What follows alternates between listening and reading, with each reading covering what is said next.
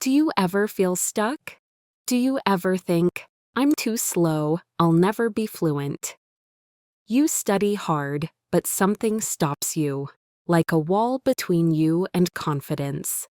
Today, we're not talking about grammar, we're not talking about vocabulary. Today, we talk about something more powerful, your English mind. Hello, my friends, and welcome back to the English Pod Zone. I'm Emma. In this episode, I will share research-based ideas, simple proven methods from language and brain science that can help you break that wall and move forward again. You will learn how to change your thoughts, your mindset, how to calm your mind, and how to build a new, stronger English mindset.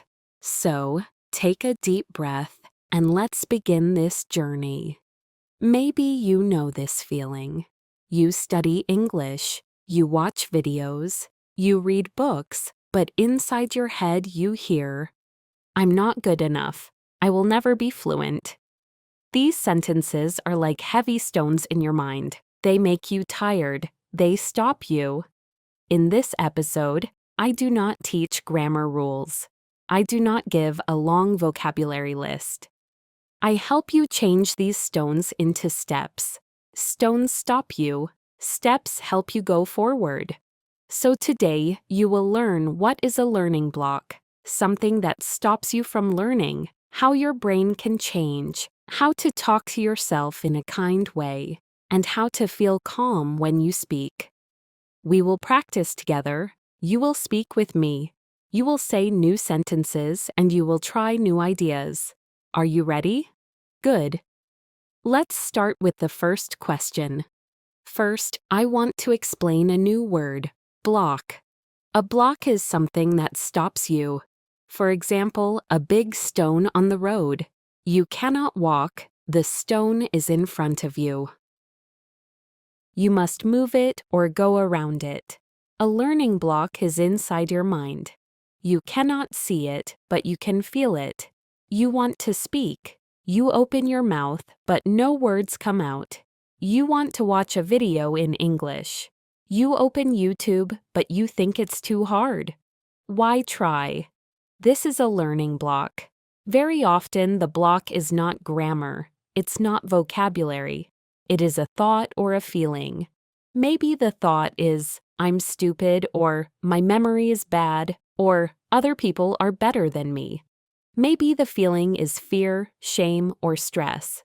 When you have these thoughts and feelings, your brain says, stop, it's not safe, don't try. So the first step is see the block. Now I have good news for you. Many brain scientists and teachers say your brain is not fixed. Your brain can grow. Your brain can change when you practice. When you do something again and again, your brain makes a new road inside. At the start, the road is very small.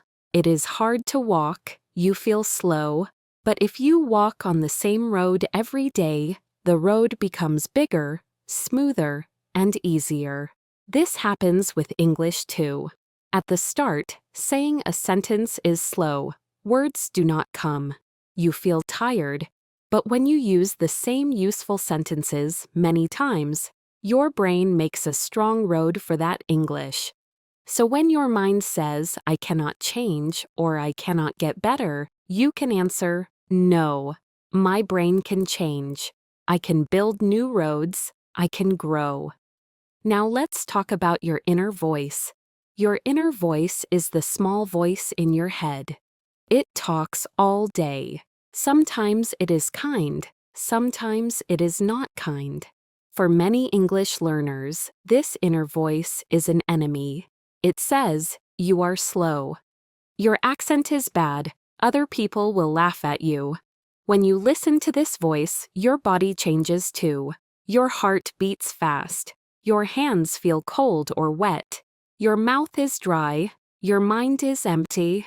Then speaking English feels impossible. But we can train this inner voice.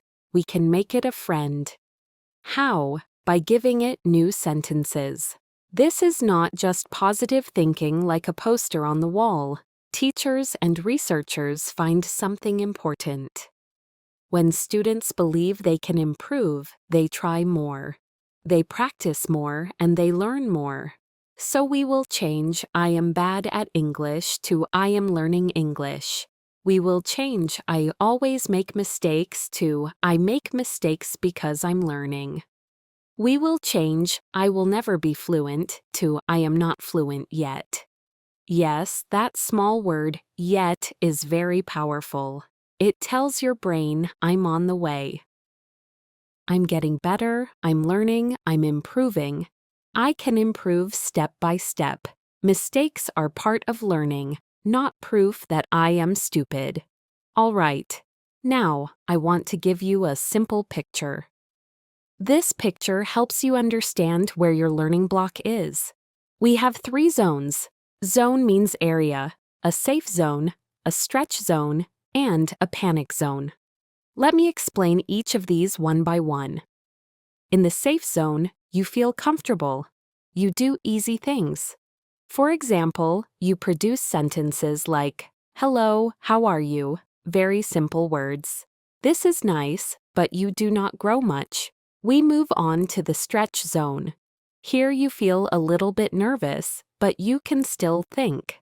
This is when English is a little hard, but not too hard. Here your brain works well. You grow. Then we move on to the panic zone. You feel very afraid. You feel stressed. You feel confused. Maybe all the people in the room are native speakers. They speak very fast. You understand nothing. Your brain wants to run away. Here you do not learn much. Many researchers say we learn better in the middle, in the stretch zone. So how does this help with learning blocks? Well, sometimes your block comes because you are in the panic zone too often. It is too hard. You feel tired. You feel like a loser. So your brain says, "Stop, I don't want to do this. I give up." But we do not want to stop. We want to move from panic zone back to stretch zone. That means not too easy, not too hard, just a little challenge. So now think about listening in English. Very easy for most of you would be baby songs, alphabet, single words, and things like that.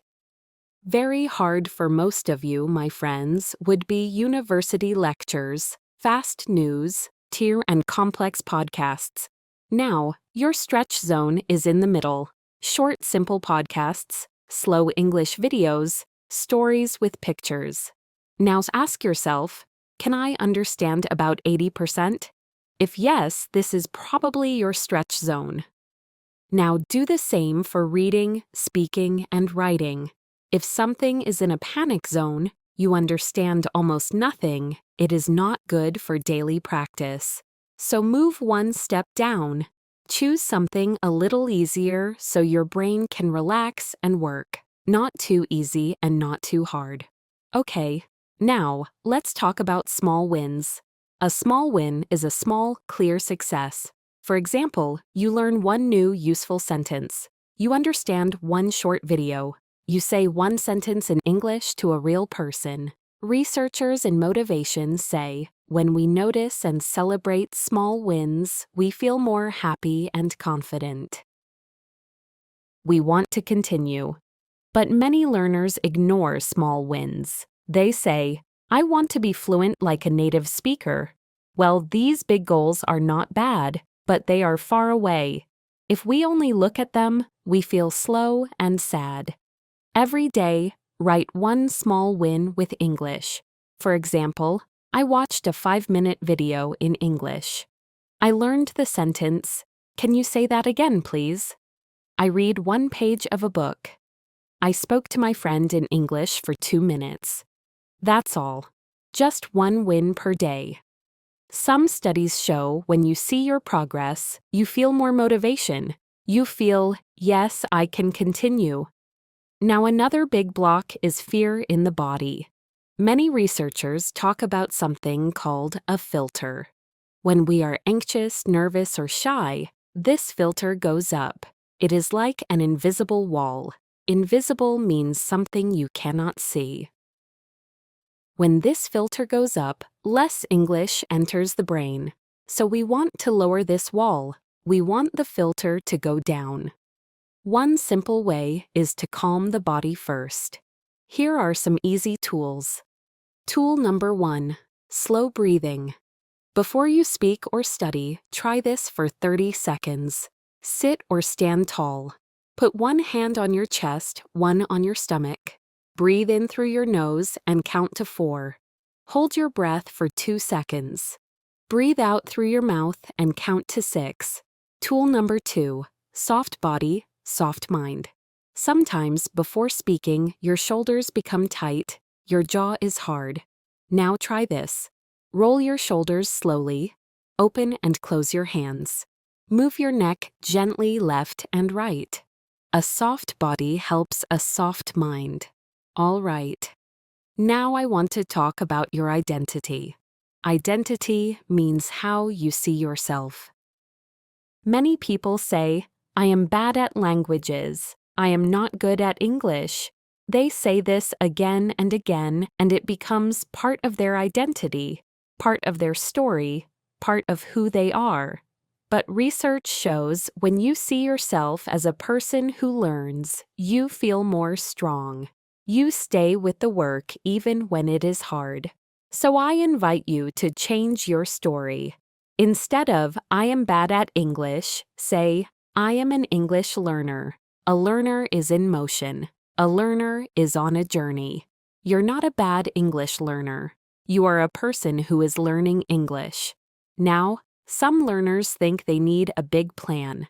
For example, 2 hours of study every day, 10 new words every day, many exercises, many books. But big plans often die after a few days. You feel tired, you feel guilty, and then you stop. Instead, we will make one tiny daily system. A system is something you do every day, almost like brushing your teeth. So, every day you do one small English action and you keep this promise to yourself. Now, here is a very important point: dealing with bad days. Even with a good system, there will be bad days. Days when you are tired, days when you are sad. This is normal. The problem is the story we tell about the bad day. Old story is, I missed one day. I'm lazy. I always fail. I should stop. New story is, that's okay. I am human. I can come back tomorrow. One day is not the end. This is called self-kindness, being kind with yourself. When students are kinder to themselves after mistakes, they feel less anxious and they keep trying. Okay, my friends, you are not broken. Your mind is not broken. Your English is not broken. You are on a journey. Sometimes the road is easy. Sometimes the road is hard. Learning blocks are normal. Every learner has them. Every teacher knows them. But blocks are not walls forever. They are problems we can work with. You now have many tools you can work with. Changing your inner voice, working in the stretch zone, using small wins, and using tiny daily systems. You also know how to be kind on bad days. Okay, my friends, thank you so much for spending this time with me today. I am proud of you. Really, you stayed with this long episode. You listened, you thought, and you practiced. Your English journey is not only about words, it is also about your heart. I'm Emma, and this is the English Pod Zone. Until next time, keep learning, keep growing, and keep believing in yourself. Bye for now.